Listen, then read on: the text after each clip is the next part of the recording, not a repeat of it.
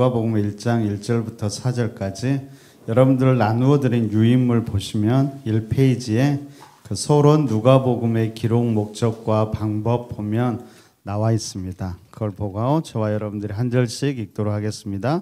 제가 1절 읽고 여러분들 2절 그렇게 읽도록 하겠습니다. 제가 1절 읽겠습니다.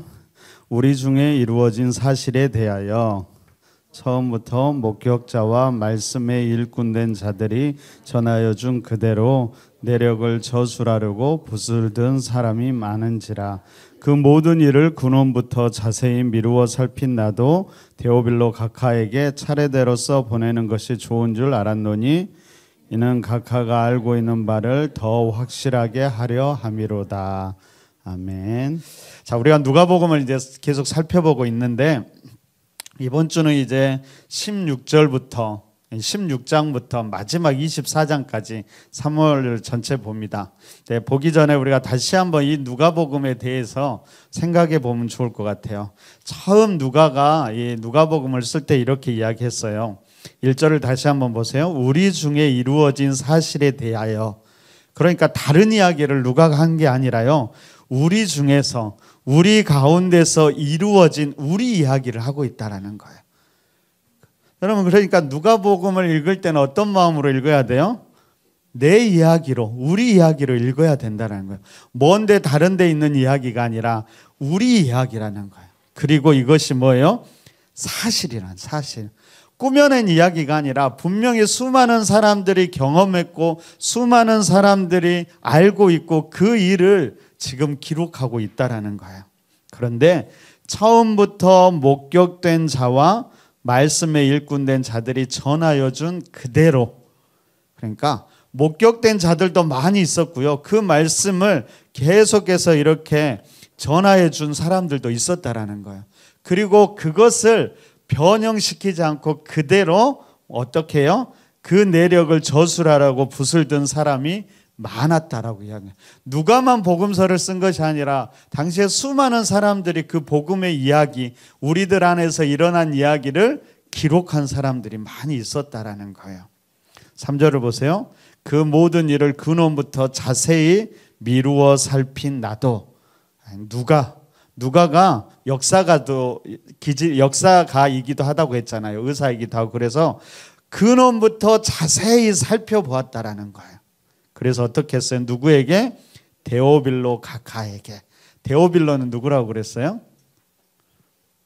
실제 인물일 수도 있고 믿음의 사람일 수도 있고 이제 막 시작하는데 어찌됐든 누가에게는 참 소중한 사람이었던 것 같아요.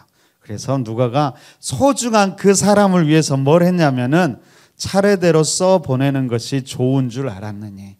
소중한 사람에게 이루어진 일을 그 근원부터 잘 살펴서 이것을 잘 정리해서 써주는 것이 참 소중한 일이라는 걸 알고 누가가 그 수고를 감당하고 있다라는 거예요. 그 다음에 4절 보세요. 이는 각하가 알고 있는 바를 더 확실하게 하려 함이라. 참 소중한 사람이 그 알고 있는 것을 확실하게 분명하게 알 수 있도록 이것을 썼다라는 거예요.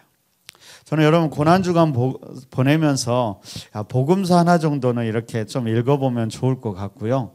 그리고 소중한 사람에게 지금 누가가 뭘 하고 있어요? 복음에 대해서 정리해서 그 사람에게 복음에 대해서 알려주고 있는 거예요. 우리도 그랬으면 좋겠어요. 복음에 대해서 우리가 만난 하나님에 대해서 예수님에 대해서 정리하면서 소중한 사람에게 그 복음을 전하는 것, 그게 정말 중요하다라는 거예요. 그래서 두 가지를 여러분이 함께 하셔야 돼요. 누가복음을 읽을 때는 누가가 데오빌로에게 썼던 이 복음을 통해서 나의 믿음을 굳건히 세워가는 것과 동시에 누가가 했던 이 일을 나도 감당하는 거예요. 소중한 사람들에게 이 복음의 이야기를 전하고 복음을 들려주는 그걸 어떻게 해야 될 것인가도 여러분들이 고민하면 좋을 것 같습니다. 자, 누가복음은 크게 모든 복음서가 그래요. 여러분 처음에 이렇게 하고 크게 세 부분으로 나눌 수 있어요. 주 무대는 게 예수님이 등장하기 전에 공생애를 시작하기 전 이야기가 먼저 나와요. 그 다음에 공생애를 시작하는 이야기가 나와요. 공생의 시작은 어디에서 하냐면 주로 갈릴리 주변에서 했다라는 거예요. 그래서 그 지도를 보세요. 갈릴리 있죠. 그 주변 갈릴리 바다 주변에서 예수님께서 공생의 활동을 많이 하셨어요. 특별히 제일 중요한 거점은 그 가버나움, 그 갈릴리라고 빨간 글씨로 써있는 아래에 있는 갈릴리 북쪽에 있는 가버나움을 중심으로 갈릴리 중심에서 사역하셨다라는 거예요. 근데 여기에서만 사역하지 않아요. 예수님의 최종 사역지는 목표지는 어디였어요? 예루살렘이었어요. 그래서 처음에는 갈릴리에서 활동한, 갈릴리 활동은 보통 1기와 2기로 나누어요. 어찌됐든 1기와 2기로 나누는데 갈릴리에서 활동하다가 그 다음에는 예루살렘으로 올라가는 이야기가 있어요. 그리고 마지막 예루살렘에서 이루어진 일에 대해서 하고 있다라는 거예요. 주로 누가복음을 보면 갈릴리 활동이 9장 50절까지는 갈릴리에서 있었던 일이에요. 그리고 올라가는 여행기라고 그러죠. 그것은 9장 51절부터 해서 19장 27절까지 이루어졌어요. 그리고 예루살렘에 들어가서 했던 일은 19장 28절부터 마지막 24장 끝까지 이루어진다라는 거예요. 그러니까 이번 주 오늘 저희가 15장을 살펴봤고요. 내일부터는 16장부터 살펴보면 어디 있어요? 16장부터 19장 27절까지는 올라가고 있는 이야기예요. 올라갈 때는 어떻게 하냐면 갈릴리에서 어디로 가냐면 지도를 보세요. 사마리아 쪽으로 가요. 그 다음에 다시 이제 요단강을 건너서 베레아 쪽으로 가요. 그리고 베레아에서 다시 요단강을 건너서 예루살렘으로 가요. 예루살렘에서 베레아를 왔다 갔다 하면서 예루살렘에서 마지막 사역을 하고 십자가에 죽으신다라는 거 기억하시면 돼요. 그러니까 원래는 갈릴리에서 계속 사역하다가 마지막 이제 올라가실 때 그 출발을 어디에서 하냐면 제일 북쪽에 있는 가이사랴 빌립보, 헐몬산 밑에 있는 그 가이사랴 빌립보로 가요.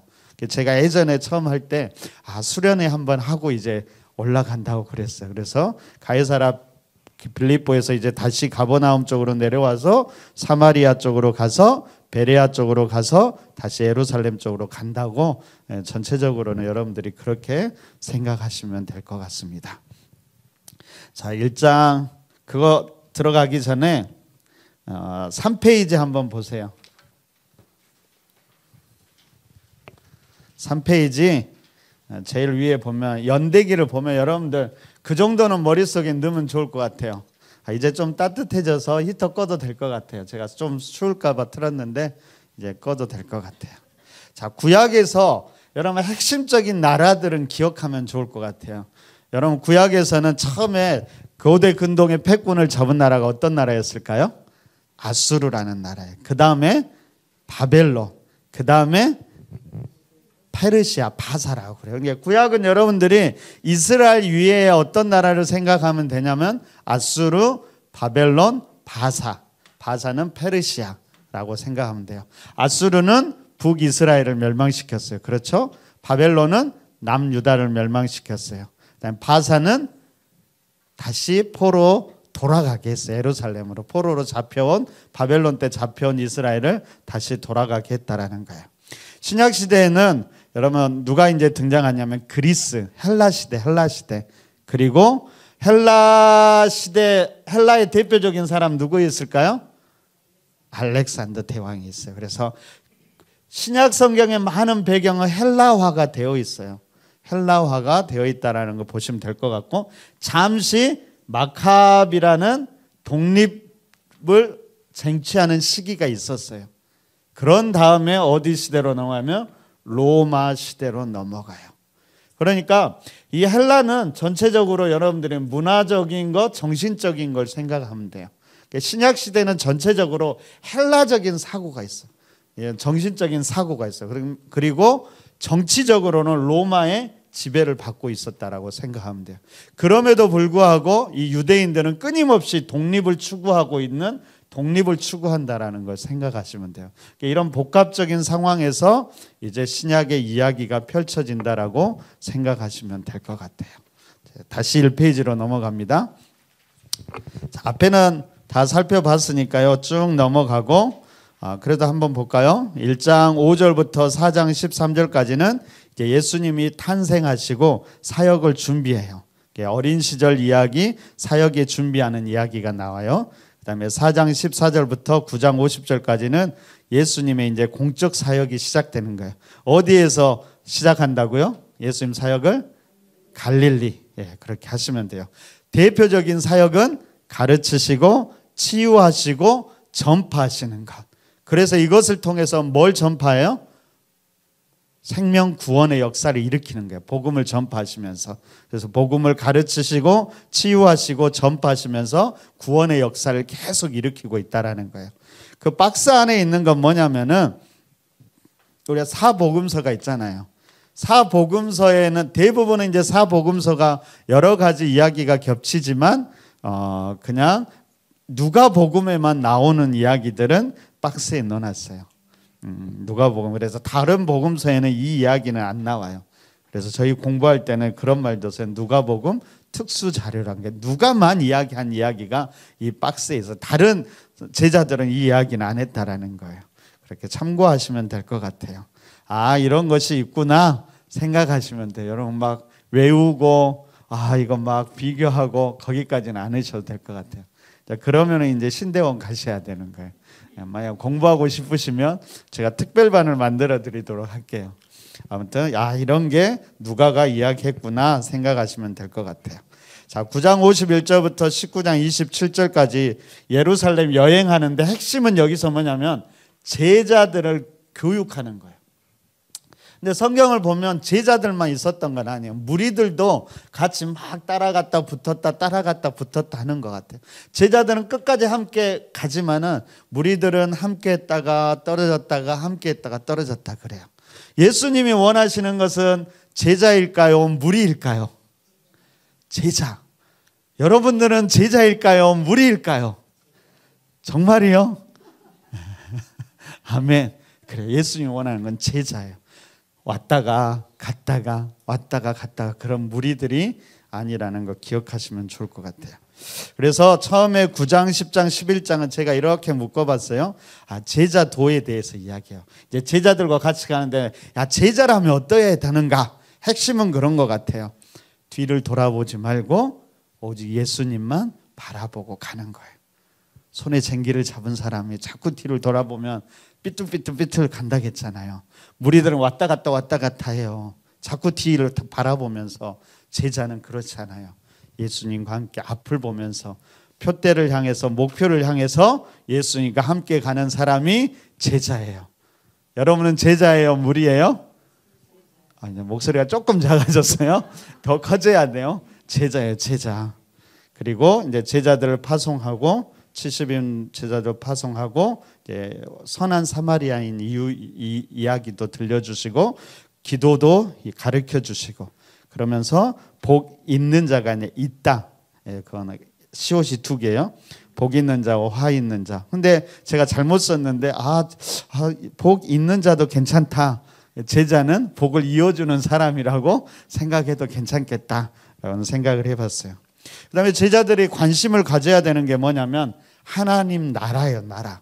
그러니까 12장, 13장, 14장, 15장 물론 다른 이야기도 하지만 특별히 관심을 가져야 될 것이 하나님 나라예요. 그러니까 제자는 하나님 나라를 준비하고 하나님 나라를 이루어가는 사람들이라는 거예요.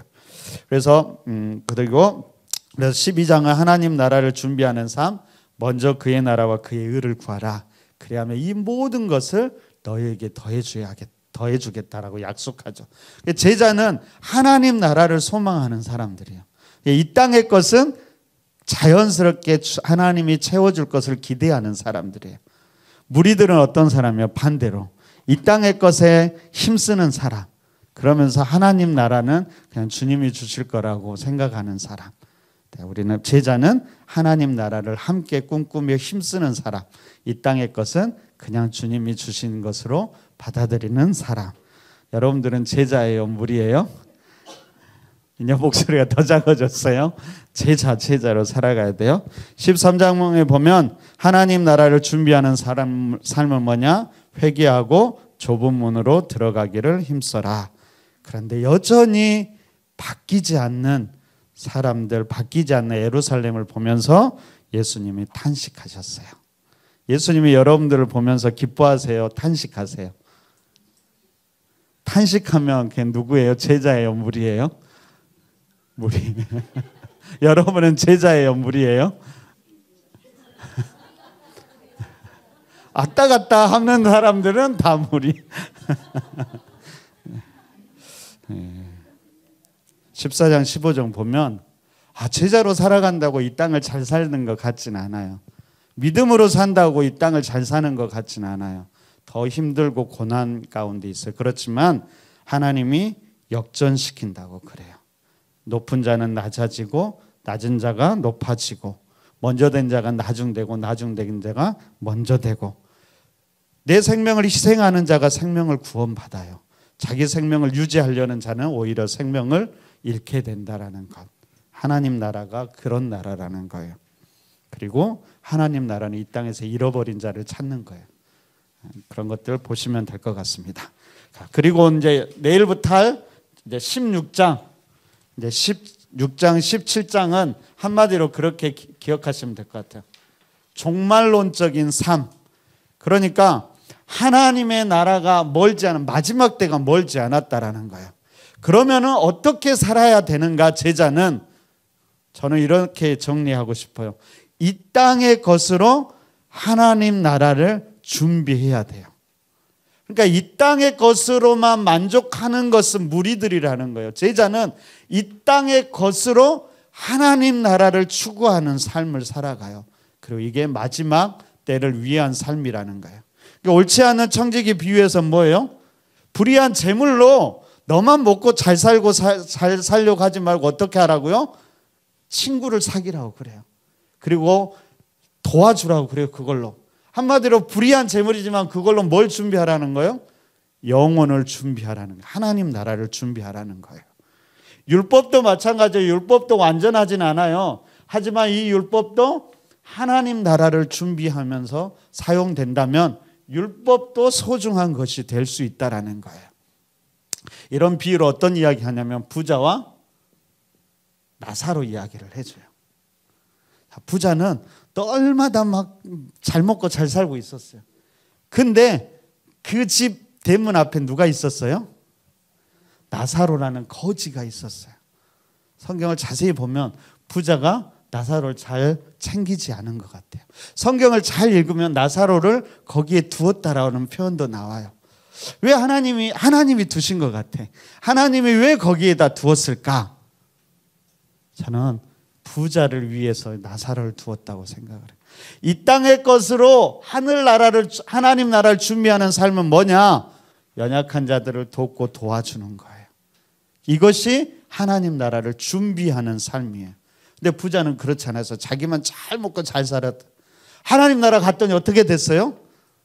나사로는 아브라함 품에 있었는데 부자는 뜨거운 불에 있었다고 그래요. 그래서 그때서 외쳐요. 나사로를 보내서 물 한 모금이라도 저에게 줄 수 있도록 해주세요. 그러니까 안 된다. 너무나 간격이 멀어서 줄 수 없다. 그러니까 부자가 뭐라고 그래요? 그러면 저는 이렇게 몰랐는데 우리 형제들한테라도 나사로가 가서 이런 것들을 잘 알려줬으면 좋겠어요. 그러니까 뭐라고 그래요? 그때는 필요 없어. 그리고 이미 선지자들도 모세도 다 있잖아. 그들을 보고 변해야지 이야기를 하는 거예요. 그럼 무슨 말이에요? 이 땅의 것으로 그냥 이 땅을 위해서만 살지 말고요. 영혼을 준비해야 돼요. 여러분이 이 땅에서 가지고 있는 것들로 영혼을 준비할 수 있어야 돼요. 17장에 보면 형제나 어린아이들을 실족하지 말고 용서하고 겨자씨 하나의 믿음이라도 있어야 되고 무익한 종, 최선을 다해서 수고하지만 마땅히 저는 해야 할 일이라고 고백하는 종의 고백이 있었어요. 10명의 나병 환자도 있었어요. 그랬더니 다 가서 고침을 받았는데 9명은 다 세상을 향해 갔어요. 한 명은 어떻게 해서 한 명만 돌아와서 영적인 것을 누렸어요. 그리고 하나님 나라가 너희 안에 있다라고 이야기해요. 전체적으로 그렇게 저는 정리했어요. 이 땅의 것을 가지고 영혼을 준비하시면 좋을 것 같습니다. 우리 18장 19장을 보면 누가 하나님 나라에 들어갈 수 있는가를 이야기해요. 저는 그렇게 정리했어요. 기도하고 이 땅의 연약한 자들을 섬기고 영적인 눈을 뜨는 자가 바로 하나님 나라에 들어갈 수 있어요. 18장에는 어떤 이야기들이 있냐면 과부와 재판장 비유가 나오고요. 바리새인과 세리의 비유, 그리고 어린아이와 같아야 천국에 들어갈 수 있다라고 하고요. 부자 관리 이야기, 죽음과 부활의 명함, 그리고 여리고 맹인 이야기가 나와요. 이 이야기를 보니까 누가 하나님의 나라에 들어갈 수 있는지 예수님 뭐라고 이야기하냐면 과부와 재판장 비유에 보니까 간절히 구하면 구하는 자에게 주신다라는 거예요. 바리새인과 세리 비유는 겸손하게 자기를 낮추는 자. 바리새인은 나는 떳떳해, 나는 잘하고 있어 그랬지만 세리는 내세울 게 아무것도 없어요. 그런데 어떤 사람에게 하나님 나라가 주어져요? 세리에게 주어진다라는 거예요. 어린아이와 같이 자신을 낮추는 자가 하나님 나라를 얻게 된다라는 거예요. 부자 관리 이야기도 결국에는 이 땅의 것으로 섬기라.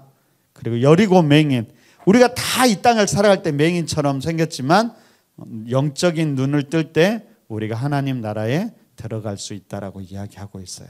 그리고 마지막 예루살렘 여행기가 어떤 이야기로 끝나냐면 삭개오와 열 문화 이야기로 예루살렘 이야기가 끝이 나요. 19장 27절에서. 여러분, 삭개오 어떤 사람인 것 같으세요?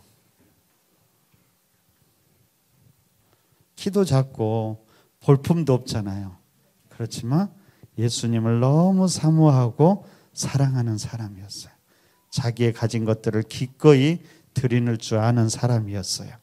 그 예수님을 기뻐하고 그렇게 결단하고 헌신하는 사람들, 그가 제자라는 거예요.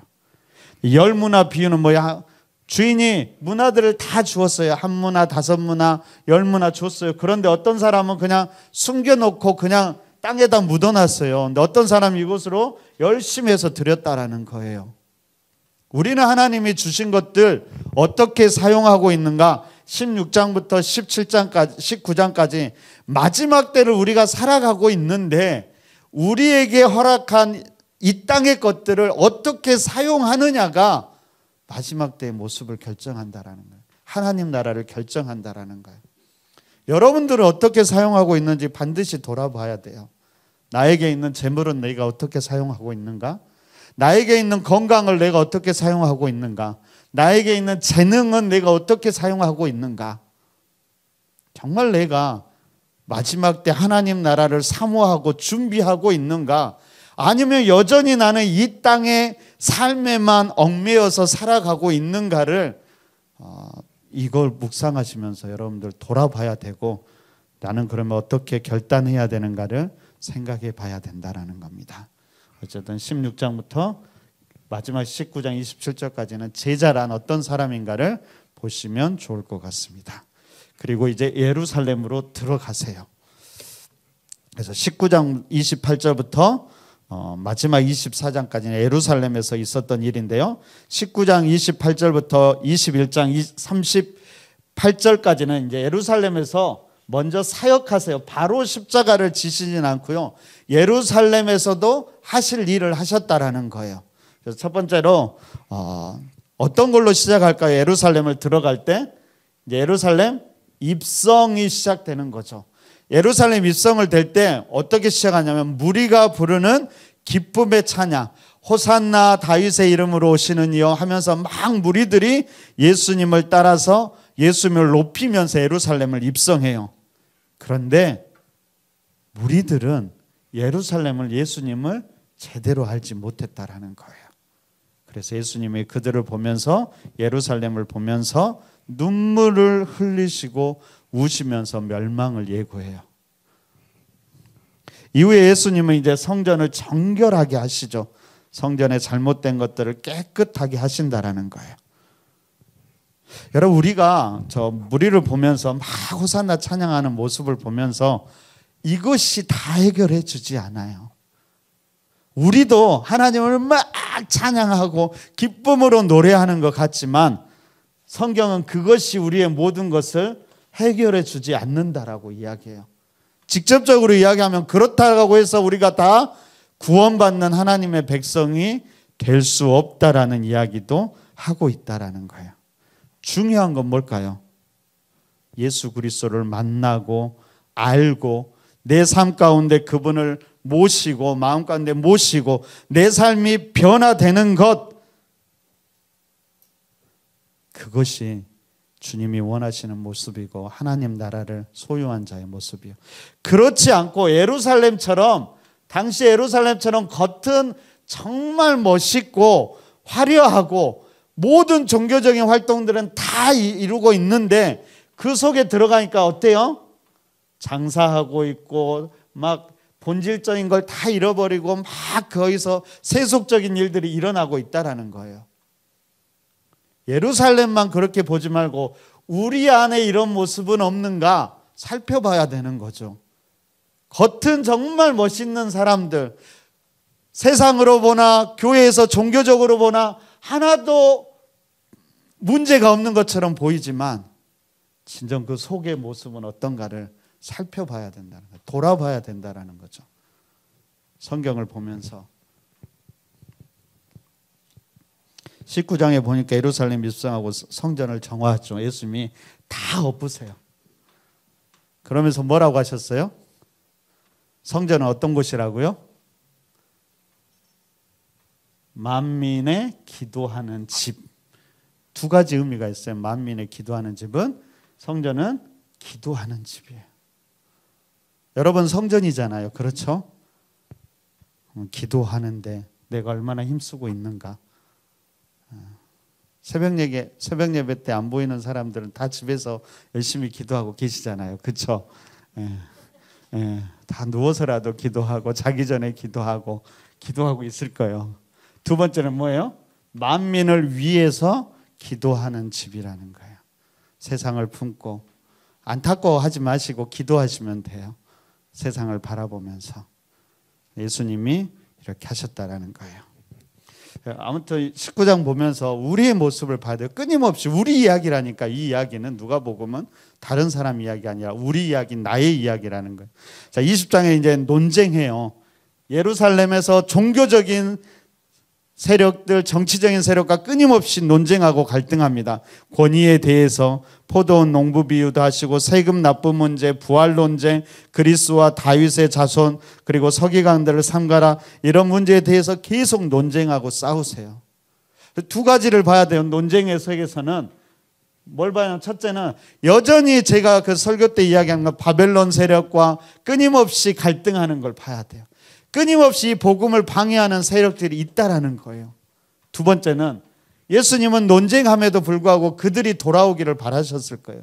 그 논쟁 속에서도 여전히 돌아오기를 바라는 그 주님의 마음도 볼 수 있어야 돼요. 한 가지 더 보면 내 안에 이런 모습은 없는가? 여러분들도 한번 묵상하시면서 그 모습을 살펴보시면 좋겠습니다. 21장에 보면 과부의 헌금 가장 소중하다라고 이야기하고요. 이제 마지막 때에 대해서 이야기해요. 성전이 무너질 것이다. 환란의 징조가 있을 것이다. 인자가 오심에 대해서 무화과 나무 교훈 항상 깨어 있어라. 그러니까 19장 20장을 볼 때는 삭개오처럼 결단이 행동으로 이어지는가, 주신 것들을 어떻게 사용하는가 생각해 보시고요. 형식적인 모습, 내가 깨어져야 할 부분은 없는가, 마지막 때라는 인식을 가지고 살아가는가, 나는 어떤 준비를 하고 있는가. 마지막 때에 대한 시급성이 너무나 사라지고 있다라는 거예요. 지금은 우리가 마지막 때를 이 살아가는 삶을, 그런 시급성과 중요성들을 우리가 다시 한번 깨달았으면 좋겠습니다. 두 번째로 마지막 이제 예수님께서 십자가의 죽음과 부활 승천의 길을 가는데요. 사복음서에서는 다 이 이야기를 기록하고 있어요. 결국에 복음서가 말하는 것이 뭐예요? 예수님의 삶의 목표는 어디를 향하고 있어요? 십자가를 향하고 있었다라는 거예요. 예수님의 모든 삶의 방향과 목표는 마지막 예루살렘에서 십자가를 지는 것에 대해서 향하고 있다라는 것을 복음서가 이야기하고 있어요. 그래서 예수님의 사역의 중심은 십자가였고 항상 십자가를 마음에 품고 있었다는 거예요. 예수님이 어쩌다 예루살렘 가서 십자가 진 거 아니에요. 그렇죠? 갈릴리에서부터 사역을 다 하시고 의도적으로 올라가셨고, 의도적으로 가셔서 당시 정치 지도자들, 종교 지도자들과 논쟁도 하시고 나서 마지막 십자가를 의도적으로 지셨다라는 거예요. 예수님이 의도적으로 이 모든 삶을 살아가셨다라는 걸 여러분들이 기억하시면 되겠습니다. 자, 예수님께서 가장 먼저 22장에 뭘 하시냐면요, 이제 최후의 만찬을 하세요. 최후의 만찬. 그러면서 유월절 식사를 재해석해요. 유월절의 어린 양을 누구라고 해석해요? 유대인들이 가지고 있던 유월절 어린 양, 너희의 죄를 사해주고 구원은 바로 예수 그리스도가 유월절 어린 양이라고 시작해요. 그러면서 너희들이 먹는 빵과 포도주가 뭐라고 그래요? 이 빵은 뭐라고 그래요? 너희를 위해서 찢기신 내 몸이다라고 이야기하고요. 포도주는 너희를 위해서 흘리신 내 피라고 이야기해요. 찢긴 것과 흘린 것이 누구를 위해서? 너희를 위해서, 나를 위해서 예수님이 한다라는 거예요. 이것을 먹어야 돼요. 먹어야 돼. 먹는다라는 건 뭘까요? 내 안에 그분의 생명이 들어오는 거예요. 그분이 들어와서 함께 하는 거예요. 그러니까 내가 예수 그리스도의 생명을 가지고 살아가는 거예요. 이 땅을. 예수 그리스도의 피와 살을 먹는 자로서 예수 그리스도의 생명을 가지고 내가 살아가는 거예요. 예수 그리스도의 삶을 살아가는 거고요. 내가 예수님과 함께 살아가는 거예요. 그래서 사도 바울이 그렇게 고백하잖아요. 내가 그리스도와 함께 십자가에 못 박혔나니 그런즉 이제는 내가 사는 것이 아니요 오직 내 안에 그리스도께서 사신 것이라. 이게 우리의 모습이어야 되는 거죠. 성찬을 날마다 하는데 여전히 내가 살아있어. 그럼 돼요, 안 돼요? 성찬하면서 결단해야 되죠. 예수의 생명이 나의 생명이 되게 해달라고. 내가 온전히 이 생명으로 나를 덮게 해달라고. 성찬 끝나고 볼 거예요, 5월달에. 정말 어떻게 서로 보면서 봐야 돼. 예수님이 보이는가 안 보이는가. 진짜로 잘 안 변해요. 그렇죠? 왜 그럴까요? 이렇게 하는데도 결단해야 돼요. 결단.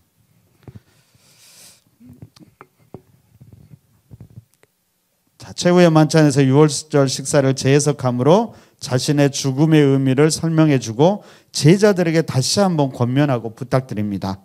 이후 자신과 이들을 위해 힘써 기도하시고 고난의 길을 걸어가죠. 십자가의 길을 걸어가시고 십자가에서 운명하십니다. 하지만 예수님을 부활하시고 제자들에게 나타나 자신의 사역을 계속할 것을 당부하시고 승천하십니다. 잊지 말아야 될 건 뭘까요? 그분이 다시 오신다는 사실이에요. 따라서 우리는 다시 오실 주님을 맞을 준비를 하면서 살아가야 하는데 그것은 우리에게 맡기신 사명, 예수님의 사역을 계속해 나가는 거예요. 22장의 유다 배반에 대해서 말씀하시고요. 유월절 만찬에 대해서 그리고 누가 진정으로 큰 자인지 이야기하고 감람산으로 기도하러 가요. 감람산으로 기도하러 갔는데 제자들은 어땠을까요?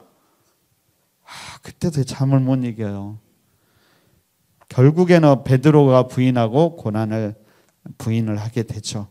그래서 어떤 신학자들은 베드로가 부인한 것은 기도부터 실패했기 때문이라고 이야기도 해요. 저녁에 기도 안 하고 잤는데 그 다음날 승리할 수 있겠어요? 결국에 베드로가 영적으로 실패하고 예수님의 고난당하고 제자들 다 도망가요. 23장에 보면 빌라도와 헤롯이 신문하고요. 십자가에 못 박히시고 숨지시고 무덤에 묻히시고 마지막에 다시 살아나십니다. 우리가 이 부분을 묵상할 때는 그렇게 돌아봐야 돼요. 예수님의 십자가의 죽음이 나에게 어떤 의미가 있는가? 예수님의 부활이 나에게 어떤 의미가 있는가? 그리고 나는 다시 오실 주님을 믿는가? 여러분 십자가 믿으세요? 예수 그리스도의 십자가 나의 모든 죄를 구원하셨다고 믿으세요? 그분이 부활하셨다고 믿으세요? 그분이 다시 오신다고 믿으세요? 그러면 어떻게 살아야 돼요? 거기에 합당하게 살아가고 계세요? 다시 오실 주님, 마지막 주님이 부탁하신 그것을 위해서 어떻게 살아가고 있는가를 돌아보셔야 될 것 같습니다. 중요한 건 여러분들 누가복음을 계속 묵상하면서 예수님과 나의 이야기로 이 사건을 끊임없이 묵상해 가셔야 돼요. 그리고 나의 모습을 돌아봐야 돼요. 예루살렘 모습을 비판하는 게 아니라 나에게 다가오고 계시는 그 주님, 내가 여기 있다고 생각하세요. 계속 주님이 나에게 다가오세요. 그리고 나와 끊임없이 논쟁하고 끊임없이 갈등하고 싸우고 있다니까요. 안 변하니까 결국 예수님이 어떻게 해요? 변하라고 십자가를 예수님께서 지셨다니까요. 다시 부활하시고 승천하시고 마지막으로 나에게 부탁하고 가셨어요.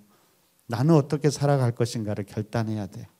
여러분이 이 자리에 있다라고 생각하시면서 마지막 누가복음을 묵상해 가셨으면 좋겠습니다. 3페이지는 그냥 참고 자료예요. 여러분들이 그냥 한번 보실 때 보시면 될 것 같아요. 그래서 우리가 연대기는 봤고요.